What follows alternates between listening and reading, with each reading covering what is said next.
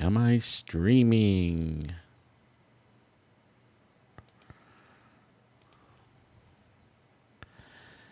Am I streaming? Am I streaming? Says I'm streaming.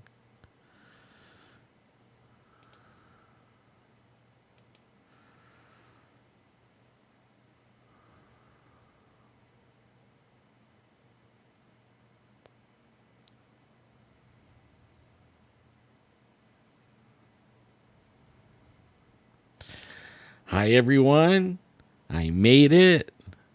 I hope I'm not frozen. Gee.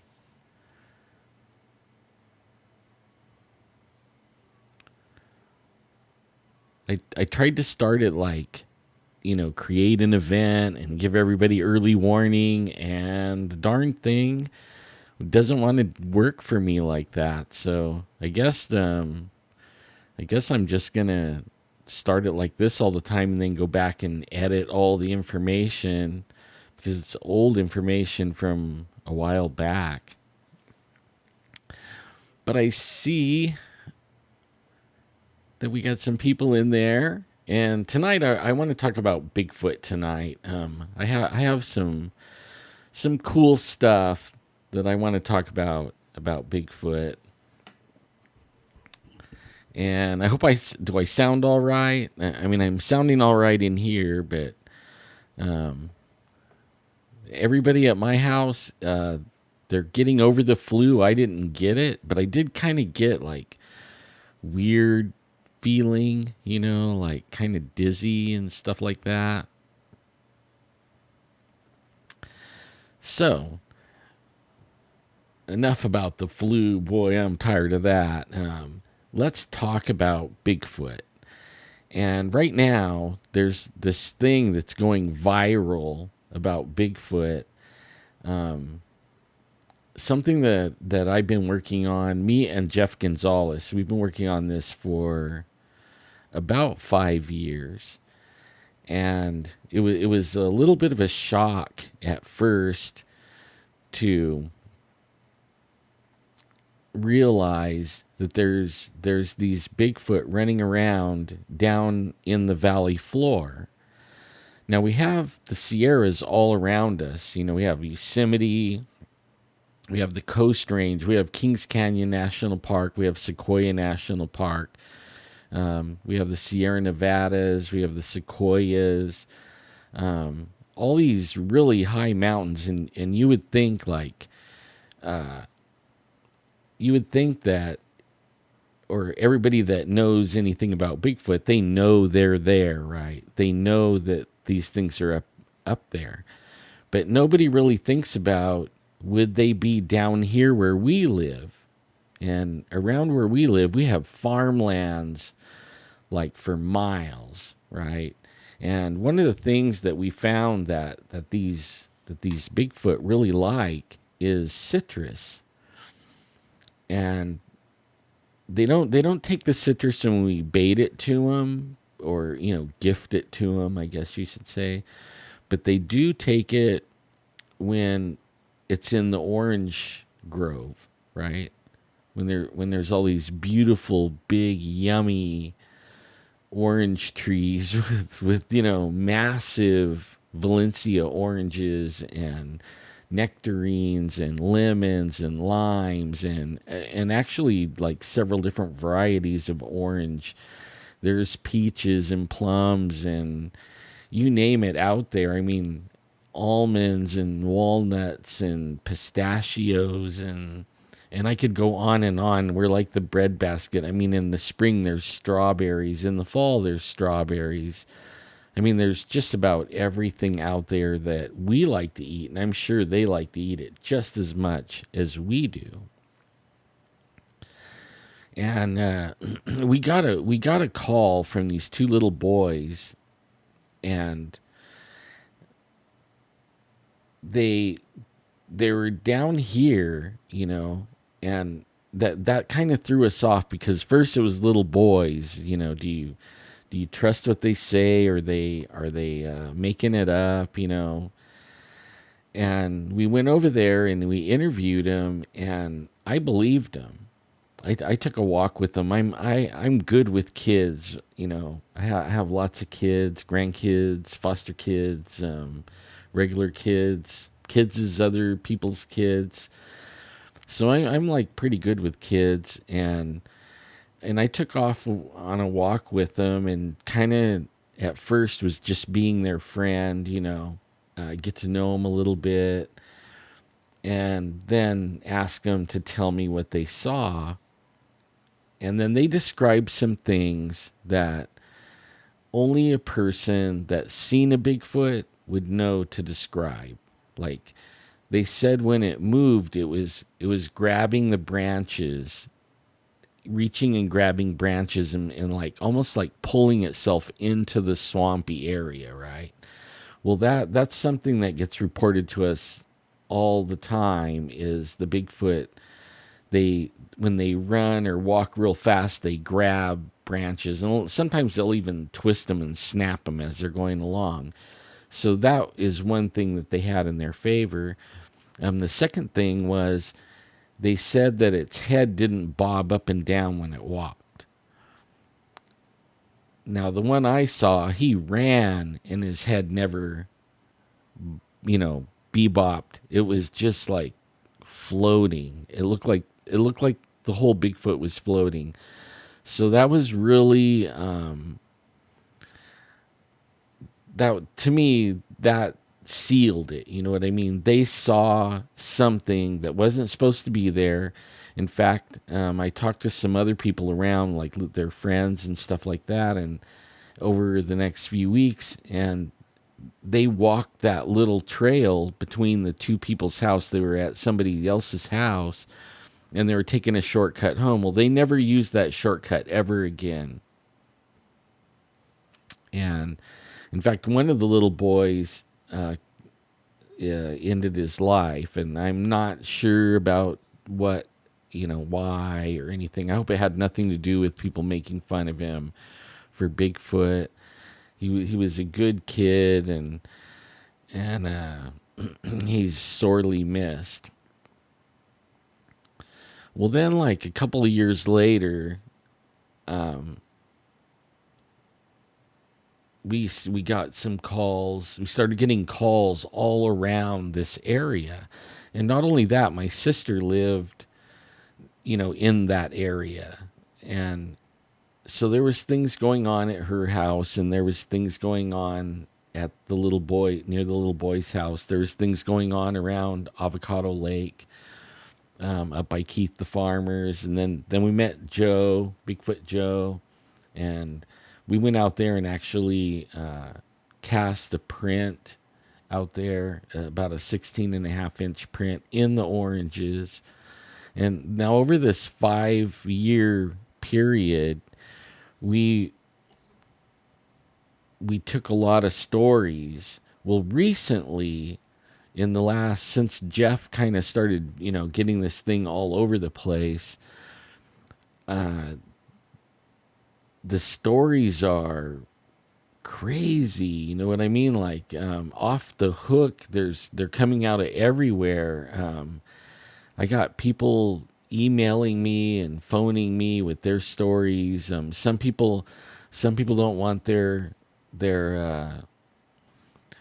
picture or name or anything on the internet, but they still want their story told. And some of them are just absolute, like, habituation areas. Like one guy's in Washington, and I can't wait to talk to this guy, but he's in Washington, and when he moved in, he moved into an area where these Bigfoot lived right by him. So now he has everyday interactions with Bigfoot.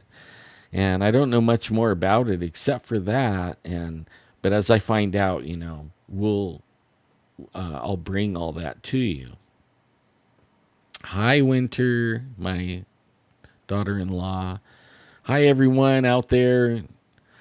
I can read the chat now. This is really cool. I know it's about a couple of minutes behind. It says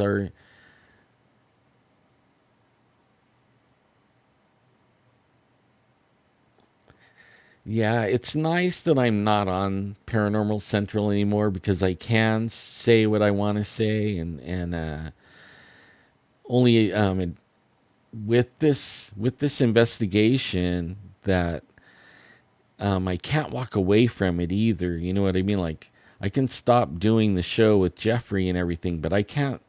I feel like I have 5 years invested in this research right here, and it's really starting to come alive, and I'm going to take my cameras and everything, and I'm going to go and record everything I can and bring it back to you guys. I actually have a recording of that I loaded on my Facebook of Jeff interviewing, a couple of the people. And one interview I missed because it was getting too dark and I didn't have a light, but it doesn't mean that I won't be back. I mean, we're going to go back there. We're going to go camp at this guy's house. I can't wait. We have some new equipment that we're going to try on it that Jeff bought. And so like I'll continue to work with Jeff on these investigations and things like that, but only I'm not going to do his show. I'm not going to do the TV thing. I'm going to keep doing my thing. I'm going to bring you guys what I feel like is important in the investigation. Plus, I heard recently, like a while back, we were doing some investigation in Reedley, okay, and we actually saw one in the at night with a FLIR run down. Excuse me, run down the river bottom at like 1 in the morning, pitch black, and it was so dark and everything. Even with our little flashlights, it wasn't safe for us to go and try to figure out where this thing went. So in the morning, we got back over there really early in the morning and tracked this thing. And the sand was like 2 feet deep. It was like a big sandbar that this thing ran across, and he did it in seconds. And I could barely, everyone was having a hard time walking on this sandbar, let alone running on it as fast as this guy ran on it. Well, recently, someone came to me and told me that the river is the right after we showed up and started doing our thing, they closed the whole area. Just like they actually closed Avocado Lake recently. I mean, we went out and we did some investigating over there and interviewed some people. And then the very next day, they closed Avocado Lake. And they say they're going to be cleaning and everything. They're removing 800 trees, clearing underbrush because of fire danger. I really think that they're removing hiding places. That's what they're doing, hiding places. The same thing they did at Reedley Beach. They cleared everything so that it would be hard for something to hide right there in the middle of the city. Only I was talking to somebody recently that we had talked to when we were investigating it in the past, and they were saying they're back, right? They went away while all those guys are out there doing whatever they were doing in the river. Plus the river was full. Like we had a really wet year, so the river was really full. And so the Bigfoot went away and they weren't having as much activity. Well, I got an email yesterday, and I'll be following it up this week, that they opened Reedley River area, the Kings River that runs through Reedley. They opened it again in these little parks. They cleaned all the underbrush and everything so that these things can't hide. And the person that contacted me said they found little tracks, like little baby tracks. And real interesting. And we're talking about in their backyard, okay? Not down at the river. These things are back. They're back climbing on people's houses, running through their backyards, knocking over their garbage cans, taking little animals and stuff like that. So just really like What's going on with the Bigfoot thing? Have you ever heard so much stuff about Bigfoot all in one time? Like, do you remember a day when in whereabouts in Washington? I can't remember where they said. I'll know more though. I'll come back. When I come back on, I'll give a general area. He doesn't want to give up his area or his name or anything, because I guess like for him they're nice, and he wants to teach me this new side, or this other side of the Bigfoot that I don't know, right? I only know the side that I see and interact with and hear stories of, old history on them from the people that lived around here for all forever. And most of them are not nice. Most of them make them out to be cannibals, take little children and women, and they actually, like to take the women like wives. Kind of like sounding like Nephilim there a little bit. And from what I understand, they have like superpowers. These people are telling me they have superpowers. There is one thing that has bothered me about there's this one story, and I don't know how to talk about it, without getting myself in trouble. Plus, I keep on checking the chat here.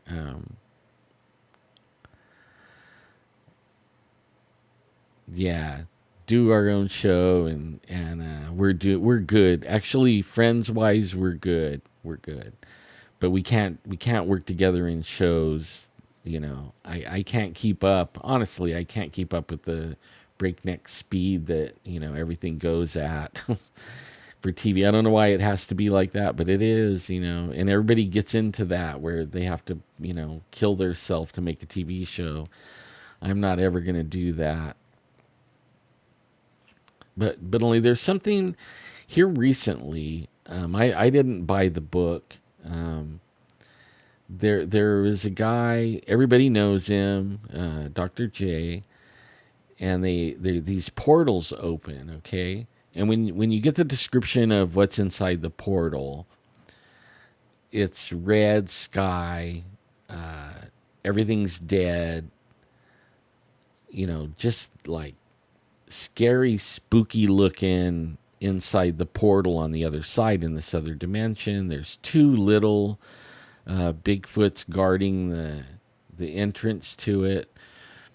Well, I was reading some. I had a near death experience. Okay, I died, and I went on the other side. So now I'm not afraid of death, and but only now that's another thing that intrigues me. Like I want to hear about everybody's stories. What did they encounter? What did they see? What happened with them? Did they see heaven? Did they see hell? Things like that. Like I want to know everything about it. And I was watching some videos about you know the hell visits. Okay, like there's a ton of I went to heaven, I saw God, I did this, I did that, blah blah blah. But there's not a lot of hell ones, and nobody wants to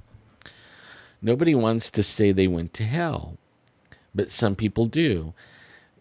But what bothered me about Dr. J and his description, the people's, not him so much as the people that seen these portals open up,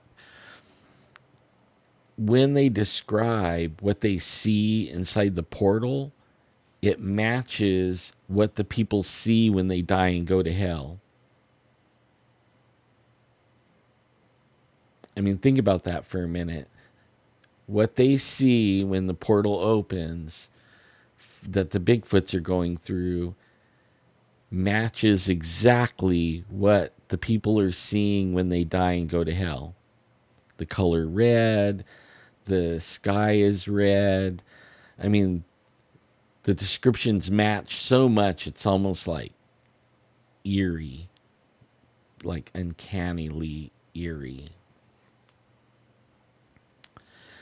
Okay, and I don't know now. Now I'm going to go on to another subject. I don't know if I talked about this one or not. We also been investigating around this lake called Millerton Lake. You guys can Google that.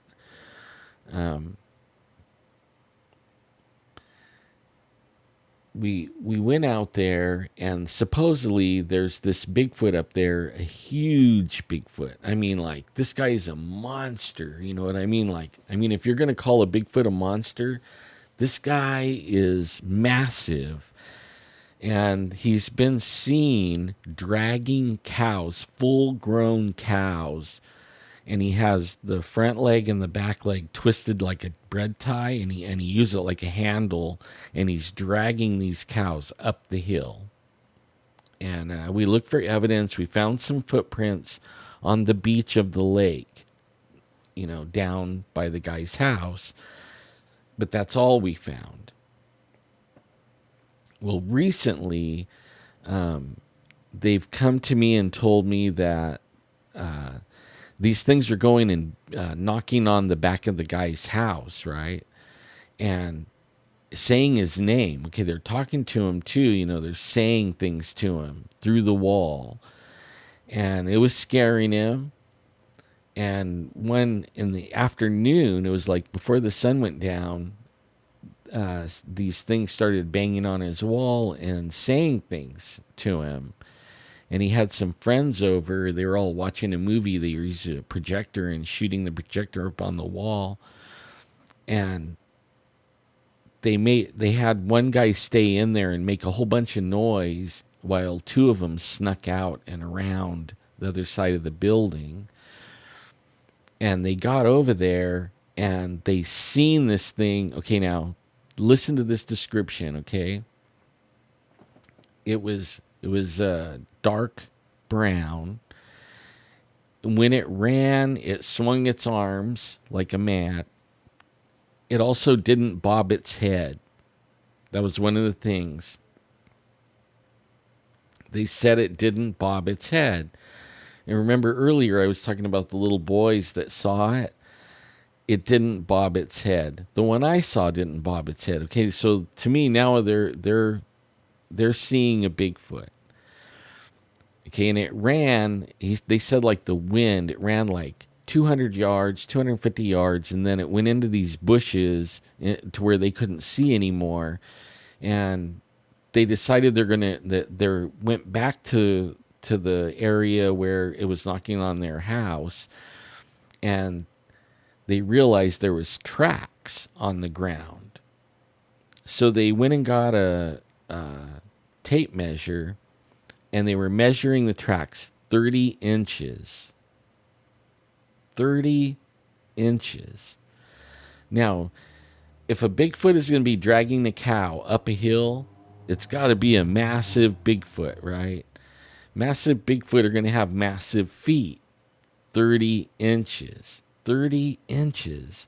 That's the biggest one I ever heard of measured. Okay, I've heard 28, you know, and I thought that was massive, you know, 28, but 30, I mean, man, come on, like 6 more inches, that would be 3 feet, right?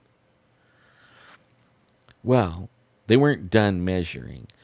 The thing was running, and one of the things they noticed was they couldn't make an indentation in the ground. The ground was too hard. This thing was leaving where its heel was hitting. It looked like it was running like flat-footed too, but a lot of its weight was like towards the middle and the heel of the foot. And it was actually sinking into the ground 1/4 inch to 1/2 inch. And then when they measured the stride between, you know, like the running stride from foot to foot, it was 15 feet. 15 feet. That's almost exactly what I saw. The one I saw when it ran away, that's about how its tracks were, like 15 feet. 15 feet. Okay, foot tracks, 30 inches. Tracks separated by running 15 feet. When they got into the bushes, the Bigfoot tracks went down to 6.5 feet. That was the walking stride, 6.5 feet. 6.5 feet. Like, how big does it have to be to make a step that's 6.5 feet? That's big. That's big. That's really big. And it has these guys worried, really worried about it. So there's more and more stories coming out in the valley. Right now, the citrus is almost done being harvested, but towards Thanksgiving and Christmas, there'll be another harvest on the citrus. So the Bigfoots are here to stay down here for this citrus. And there are giants in there are giants in the Sierras. There are giants on the valley floor. Yeah, I believe that stride it'll help you figure out the size, but like I'm not a mathematician. Like, I can't tell you 30-inch track with a 15-foot stride equals 29 feet. I don't know. I have no idea. I couldn't tell you, because you'd have to know, like, maybe Bigfoot's feet, like, even if they're 5 feet tall, maybe their feet are still 12 or 14 inches. You know what I mean? Like, we'd have to know more information about standards, like the standard size of an average Bigfoot. I guess you kind of can figure that out, like 16 and a half, 17 inches usually is in the neighborhood of 8 and 8.5 feet. So, I mean, that would be, if you use that, I guess you could, like, use that to figure out. But what I do know is 30-inch tracks with, 15 feet stride. That's pretty big.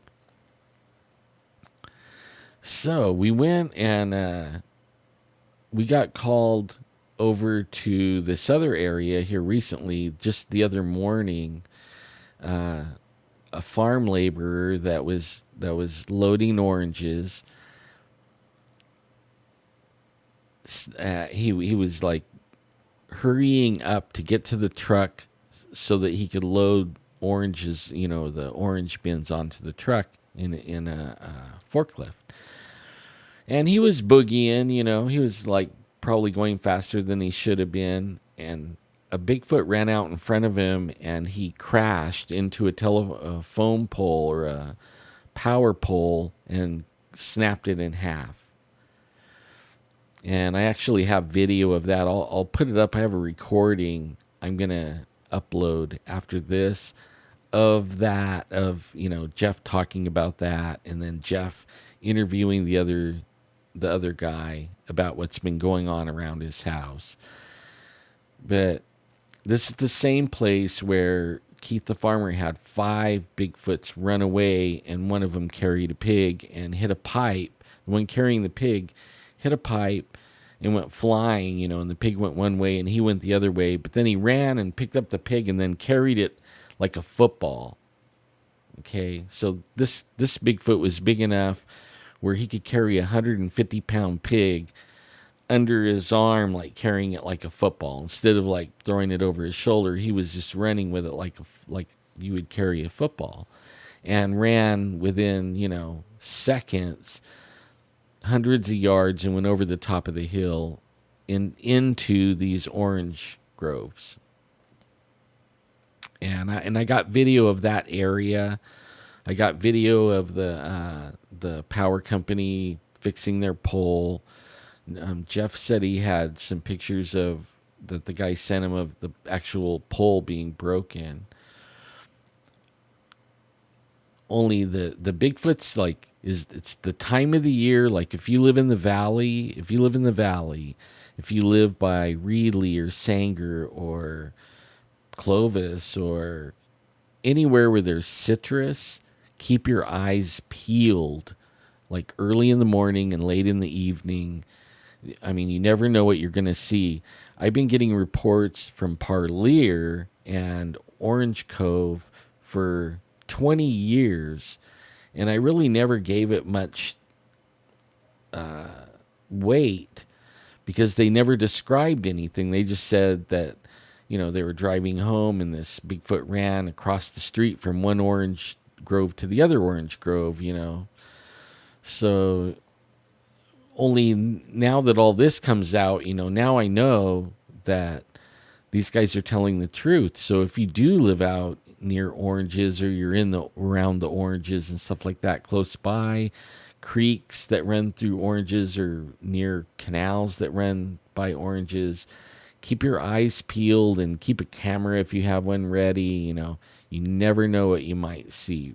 Seriously, you never know. Okay, let's see. Says Bigfoots would be. I'm trying to read the chat here.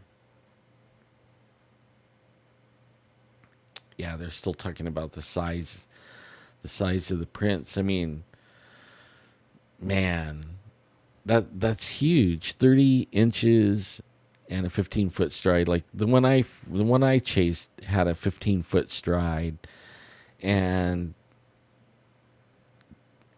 3 feet above my head. When I finally got to where I could measure, I was standing next to a bush that I had watched this thing walk down for over an hour, right? Sometimes I could see full on everything from head to toe. Sometimes he was behind a bush, but the bush never went above his belly button. Well, I walked up to one of those bushes, and where his belly button was 3 feet above my head. And then the tracks, the 15-foot track, stride, it made a lot of sense on size wise because his belly button was 3 feet above my head. I mean, and so I mean that's big, huge, huge, huge. And I'm going to continue to do this. I don't know where the BFRO investigators are. That's a good question. I know they have a lot of stories, everywhere. But I actually heard that all the stories that BFRO has, they don't put the good ones. They keep the good ones out and they investigate those on their own. So I'm not sure where they are, if there's even a BFRO investigator here. I know David Ragosa was a BFRO investigator, only he stopped doing it. And out of all the people that I know that believe in Bigfoot or had Bigfoot encounters, David Rigos is probably one of the only ones that's been out there as long or maybe longer than me, doing this stuff. And he's a high school principal, so he comes at it different than me. I come at it from like a hunter tracker type thing, and I don't really care about prints. I believe you could have all the prints, pictures, video. You could have all that in the world. It's not enough, right? It's not enough.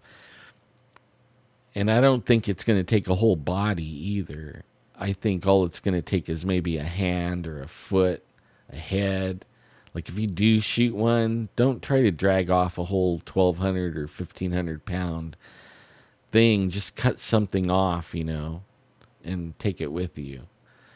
It'll be a lot easier to get off. It'll be a lot easier to carry, and it proves just the same thing. You know what I mean? Like it still proves that it came from something out there, if you know what I mean. Yeah. Yeah, they're ridge runners, all right. They are on the Grapevine. They're up by Redding. They're all across the Coast Range. In fact, if I had to shoot one in the Coast Range, I would be worried because I'd be afraid I'd get poison oak off of it or from it, because that place is so packed full of poison oak. We went pig hunting over there, and I came back just covered with poison oak. But see, like I said, that like wherever there's game, there's Bigfoots. You know, like how I figured out around here in my early days of just seeing a Bigfoot, I realized that they were following the same route that I followed on my deer hunts. They have the deer migrate, so they're following the same migration I was following. And I was finding evidence of them, and they were getting mad at me and shaking trees and throwing things at me and, doing that. I mean, that's what you hear, like when you're out hiking and you start hearing, that's them. Okay. And sometimes you'll think it's people, but you're in an area where there is no people, and you start hearing that, and then pretty soon little rocks start, I mean little ones, little bitty pebbles and stuff start flying at you and hitting you, and occasionally a big rock like the basketball size one. I think if they wanted to hit you with it, they could. They just throw it just for reaction or to scare you or something like that, but I haven't been hit by those. I've been hit by the little ones and pine cones and stuff, but not any boulders yet. Yeah, poison oak. Oh my God, I hate poison oak. I get it so bad. I can't even take steroids anymore. I've had poison oak so many times that they gave me so many steroid shots that they said that any more and it'll like start causing problems with my hips and joints and stuff. So I can't take those. So I have to just stay out of it. But I could get like close to it and just look at it and I get it.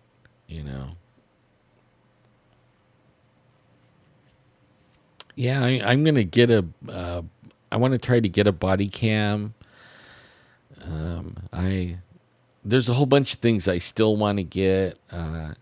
Only you guys are so generous. I mean, you guys got me hooked up and ready, rolling here, and I got just what I need to do what I'm doing. Now, in order to do investigations, what I want to do is make it where I'm not like taking, begging for money. I rather come up with items,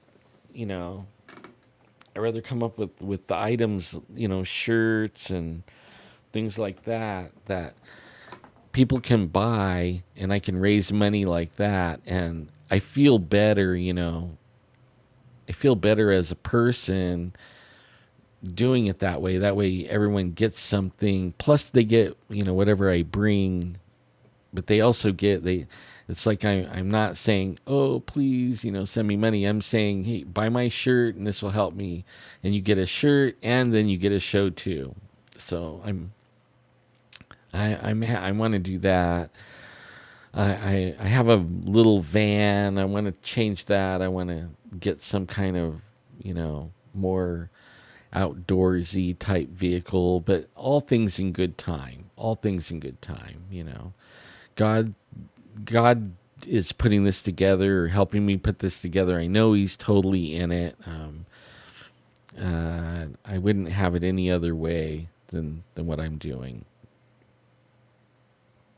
Yeah, so you guys have any questions about the Bigfoot stories that I just related? I can see we already checked out the store. Not much in there. It's always good to have a cam pointing behind you. Yeah, I agree with that. In fact, when the GoPros first came out, I was trying to tell my friends, wear them on your back. Like, everybody had everything aiming forward. They had their head cam, and I'm like, aim it backwards, because whatever is behind you, like, you're not going to be looking behind you all the time. So aim it behind you, because these things will, when you go by and you're not looking, they'll step across the trail and you'll catch them with the GoPro. I don't know if many people do that or not. They should. I know that. I know I will. I'd like to have several of them on me, like aim in all different directions. They have these really cool ones now. I've been looking at them for a while. They're FLIR security cameras. Like people that live in the woods and they're worried about like game cameras putting off the IR light, and the Bigfoots seem to like figure them out like really quick, right? Well, now they have these for like $250. You could buy these little FLIR cameras, and they're heat images, and you can hang them in your window of your house, aiming out, or under your porch. I would put them inside the house, aiming out into the woods, but there's no beam for it to see. And then have it hooked to a DVR and recording everything. And now I believe that's going to be the one that catches the Bigfoot, is the FLIR, because there's nothing to pre-warn him that there's a camera looking at him. And I think people get creative with these FLIRs. And I mean, like Bart, he got a FLIR shot, and I mean, FLIR's going to be the undoing of the Bigfoot. Like that's what's going to catch this guy. Enough FLIR footage should, I mean, you wouldn't have to bring a body or anything, because with enough FLIR footage, I mean, if like court of law, right? I mean, if you overwhelm the judge with evidence, I mean, you have to say it's real after a little while, right? I mean, you would think. That's my preferred way of doing it. I really don't want to kill one or shoot one, because I'm afraid of what the other ones might do. Because I learned they're not alone. I mean, you better take a little army with you if you're thinking about shooting one, because you might get away with shooting one, but you're not going to get away from the other ones. They're out there. They're with them. You know, daddy or uncle or brother is going to get you, or mama or grandma. You know, who knows?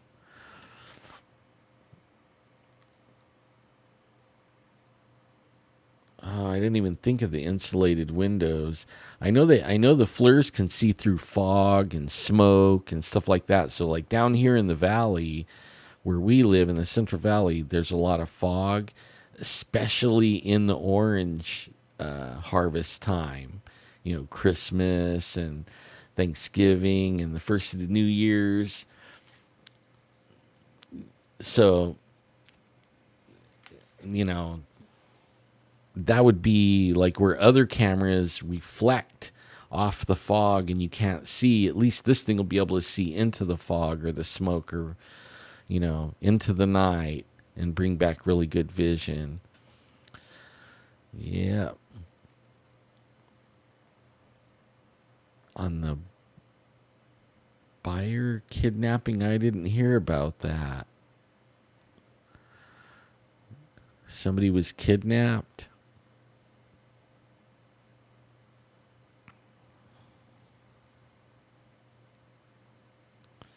Yeah, see, I'm good with like shooting him to get blood, or like grab a finger or a toe, or, you know, some kind of body part, cutting it off of him. Like if you're, I mean, you know, we know science is requiring a body, and I know a lot of people don't like hearing that, but if it, in order to get the protections that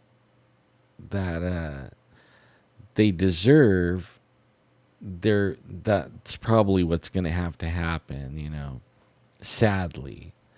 But hopefully, you know, like maybe somebody could wound one enough to knock it out, and then go grab a thumb and a piece of hand or something like that. I know that sounds terrible, but it won't be dead. I don't know if it can stay alive though, but I don't think I don't think pulling one out of the woods is going to be as easy as what everybody thinks either. I mean, these things, like one time we were horseback riding, and my horse, I mean, we were like way in the woods too, you know, and we were following a logging road that was all nice and level and everything. I mean, it was really nice, really nice. And it had culverts, for the rainwater to go under. Well, my horse, for some reason, it was acting stupid around every culvert. Every time we got to a culvert, it wants to dance and buck all the way around the culvert. And it was making me mad, you know, like I'm like had it with this horse. It wasn't even fun. You know what I mean? Like and every time like we went or go across a creek, instead of like walking down in the creek and coming up the other side, this horse gonna jump the creek every time, and I wasn't ready for that. And normally he doesn't do that. That day he was just acting all stupid, like, and I don't know how many times I got off of him and would walk around in circles, for like 20 minutes. I would try to walk him in circles while on him, but he would be throwing a hissy fit and bucking and everything. He never bucked me off, but man, he tried. So finally, and then every time, and I know this was my kids that did this. You hear that, kids? They probably already know. It was barn sour. Every time it headed for home, or every time you head for home, this horse would go, at a dead run all the way home. Even he didn't care if it was 6 more miles to get home. So what I did is after a little while of wrangling this horse and messing with him, I got off of him and I was walking him back to the barn. And if I have to walk 5 miles or 6 miles, so be it. I'm going to walk this horse all the way. Well, I started looking at I was walking along looking at the ground, and I realized, like, we were talking about putting a camera behind you to catch the Bigfoots that are behind you. Well, the Bigfoots were behind us. And that's probably what was spooking my horse. In fact, he was acting stupid all through the whole area where the tracks were. And I started noticing that the horse didn't even put a dent in the ground as big as a Bigfoot, as deep as a Bigfoot. You know what I mean? So, like, I knew my horse was around 1,175 pounds, okay? And he was barely making a dent in the dirt. Whatever was walking there, I don't know if it was a male or a female, the tracks are probably like 18 inches and 9 inches wide about at the toes and about 5.5 at the heel. It was leaving deeper indentations than my horse. And things run through your head while you're, like, okay, the horse is on 4 feet, so maybe the weight distribution is keeping it from sinking in as much as a Bigfoot, and the Bigfoot's on 2 feet, so he doesn't have the distribution of the weight. So when he's standing, he's on one, like, when he takes a step, all his weight goes onto 1 foot, so he goes deeper. Like, you start thinking that kind of stuff. You know what I mean? And I mean, just those kind of thoughts. But I still couldn't figure out, like, was it heavier than my horse, or was it the weight distribution of the 4 hoofs, opposed to 2 feet?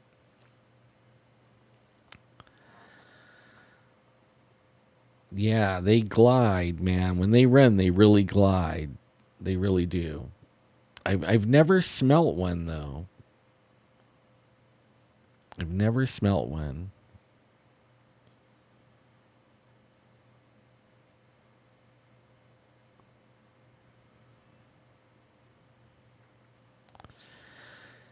Yeah, I think that was coarse gold. I think that where the lady was noticing the apples out of her tree and the footprints around the tree. There's actually an apple orchard I know where it is. I knew where it was ever since I was a kid. And I want to go investigate around. That's some place that Jeffrey never wanted to go. It was further, it was easier to go where he goes because it's quicker. It's only an hour opposed to maybe 2 hours to get, but only where I want to go is more towards Yosemite National Park, the boundary of Yosemite. See, we spend all of our time towards the boundary of Kings Canyon National Park, Sequoia National Park, and I want to go towards the Yosemite National Park because more things happen there. More people disappear. There's tons of sightings around it, and there's this apple orchard that they've over the years. When I was a kid, we would stop in there and get apple juice and apple sauce, apple cider. And I mean, it's still there. Here I am in my 50s, nearly 60. And I mean, this is back when I was like kindergarten, 5 years old. We would stop and end up, but like my oldest memory of the place was around 5 years old. So that thing's been there a long time. And there's quite a few acres of apples. I think it's a good place to maybe camp a little ways down the road and turn that into a little research area.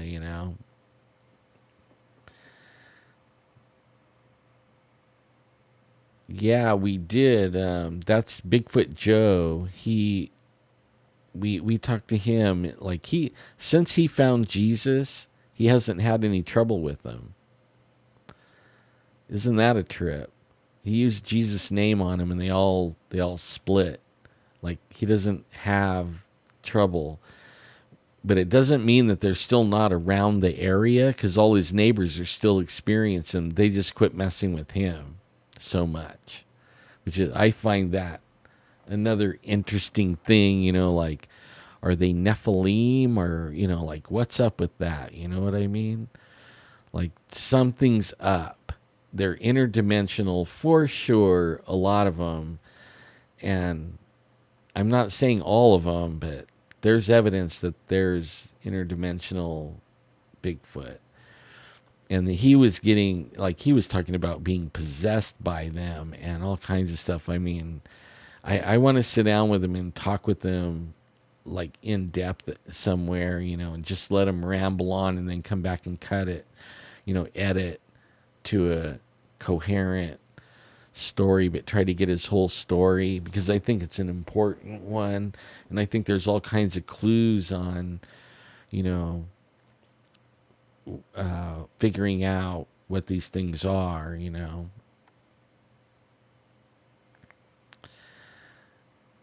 Let's see, Teresa and Beer Buyer reportedly kidnapped by Bigfoots. She was from Clovis. I heard about that, but I'm not so sure if that I'm not so sure that it was Bigfoot that took her. She just turned up missing, and they're like one of the. Nobody's seen a Bigfoot take her. You know what I mean? There's no evidence of the Bigfoot taking her. There's no other ideas to, because she wouldn't normally disappear. So, it has to be under weird, suspicious things. So Bigfoot, that's what they're coming to. Did we ever? Yeah, demons do. They also do wall banging. Yes, I mean, that's the thing. I mean, a lot of the stuff that people report Bigfoot doing, and I also have experienced my own self, and not just me. I mean, like, I read Ron Moorhead's book and other people's books, and they're having the same, they're not coming to the same conclusion I'm coming to, but they're having the same things happening. You know what I mean? Like weird unexplainable things that you can only explain by getting out there a little ways with quantum physics and stuff like that. I mean, that it's crazy. I heard a crazy interview the other night where a guy and his cousin were attacked. The cousin ended up in the hospital. I've heard a lot of stories like that. In fact, I know some people that they got attacked by him, and actually, they didn't get attacked. Okay, the Bigfoot would run through their camps, or face. You know, they would be outside of camp hiking or something, and they would come face to face with the Bigfoot, and the Bigfoot would glow their eyes red, even in the day. They would glow their eyes red. Because that's one of those other weird things that Bigfoot does, you know? Like he glows his eyes red and is massive, big, and it freaks him out so bad. I mean, like this one guy, you know, he's been seeing a shrink now for 15 years, right? He can't get over it. It gave him PTSD that it bothers him so much. You know, and he has the idea that they can come in his house in the city, and he thinks they have come in his house. I mean, I've talked to him several times. He believes they've been in his house in the city. I mean, he can't prove it, and I don't talk about it very much because you can't prove it. You know what I mean? Like, I can't prove it either. But it would be fun, like, if that's still happening to him, to maybe get some FLIR or something and hang around in his house, you know, and see if he can't call him in there and get some evidence of something coming in there, you know, or whatever it is.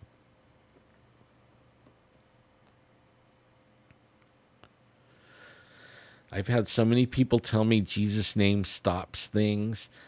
I had there was these people that were being abducted, their whole family, right? Little kids, their kids, the mom, the dad, and they were getting sick of it. They moved 3 times trying to get away from it. You know, they thought maybe if they moved, they wouldn't find them. And the last one was really scary because they were threatened.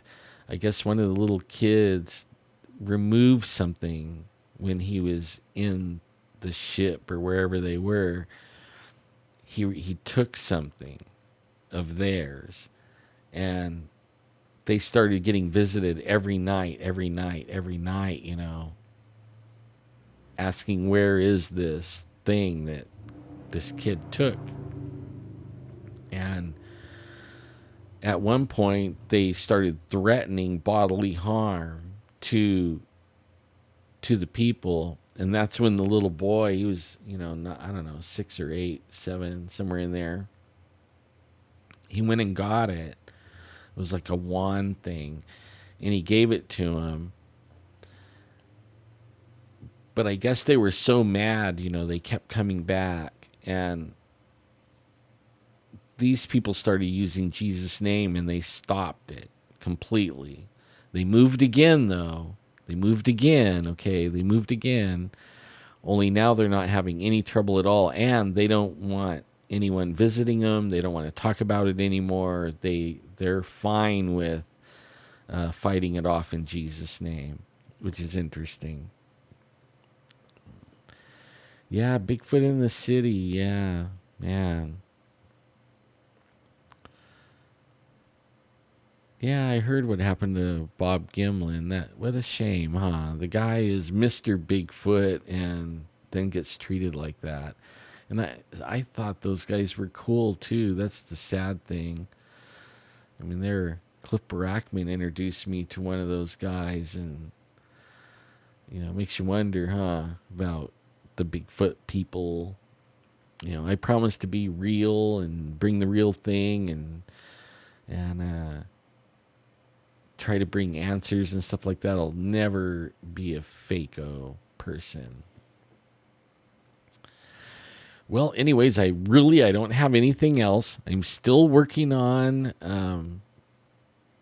I'm still working on getting this right. Like, I really want to have it where it tells you I'm going to live stream, and then I can start it up. But so far, that little, create an event, and then the event comes on. Like last time, it caught me by surprise. I was on, and this time I wasn't on, and but then all of a sudden I was. You know what I mean? Like, everything said I was off, and I turned it on, but it was off, and I was like, "What the heck?" So I'm sitting here looking like a fool because everything's on and I don't know it. And it's like, I'll figure this out. Sooner or later, I'll figure this all out, and it'll get better and better. I'll be able to do some cool stuff. Yeah, they shake the ground. You know what?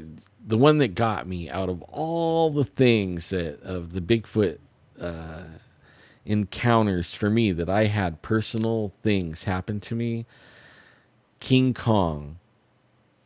That was the one that impressed me the most. You know what I mean? Like, this thing was screaming so loud that it was vibrating me and everyone around me.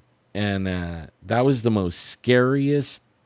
I mean, I've been scared a few times, but that really scared me because it was coming towards us and it was getting louder. And even when it was really far, it was vibrating us. So much so that when it got closer, everyone was cussing. You know what I mean? Like, what the blankety blank, we never saw it, but as we started moving, and what's really weird is, like, earlier in the day, I heard a baby crying from that same direction. Like, I think maybe it was protecting the baby, but I can't prove that. But that's what I think. Okay, now as we were leaving, it also it knew we were leaving. How it knew, I don't know, unless it could see us and we couldn't see it. But it was an interesting. That was the most scared I've ever been. That was the loudest thing I ever heard, animal wise. I never heard anything that could go that long and that loud and that intense, ever and ever before and ever again. That's so far is the winner of all Bigfoot things that I've had happen to me. You know.